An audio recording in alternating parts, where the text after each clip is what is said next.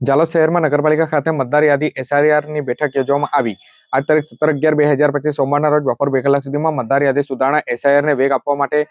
પ્રભારી પંકજ અગ્રવાલની અધ્યક્ષતામાં તાકીદની બેઠક યોજવામાં આવી હતી, જેમાં જાલોદ શહેરના ભાજપના હોદ્દેદારો જોડાયા હતા। જાલોદ નગરપાલિકામાં આગામી ચૂંટણીલક્ષી તૈયારીઓના ભાગરૂપે અને મતદાર યાદીની ચોકસાઈ વધારવા માટે જાલોદ ભારતીય જનતા પાર્ટીએ એક તાત્કાલિક ધોરણે કમર કસી છે અને જાલોદ નગરપાલિકાના ભાજપ પ્રભારી પંકજભાઈ અગ્રવાલની અધ્યક્ષતામાં આજે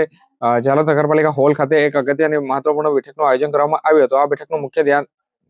મતદાર યાદી સ્પેશિયલ ઇન્ટેન્સિવ રિવિઝન એટલે કે એસઆઈઆરની કામગીરીને ઝડપી પૂર્ણ કરવા માટે કેન્દ્રિત હતું। વર્તમાન રાજકીય માહોલમાં મતદાર યાદીનું ચોક્કસ અને ભૂલ રહિત હોવું અત્યંત જરૂરી છે અને જેને ધ્યાનમાં રાખી અને આજે જાલોદ ભાજપે આ કામગીરી પ્રથમ પ્રાથમિકતા આપી છે અને આ બેઠકમાં નક્કી કરવામાં આવ્યું છે કે જાલોદ નગરપાલિકા વિસ્તારના તમામ કેન્દ્રોમાં મતદાર યાદી સુધારણાની આ કામગીરી ઝડપી થાય તે માટે હોદ્દેદારો અને શહેરો ભાજપના વિશેષ ટીમો સંપૂર્ણ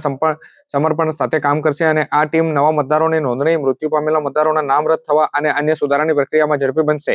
ભાજપના નેતાઓએ કાર્યકર્તાઓને સ્પષ્ટ સૂચના આપી છે કે ઘરે ઘરે જઈ અને મતદાર યાદીની ચકાસણી કરવામાં આવે અને એક પણ પાત્ર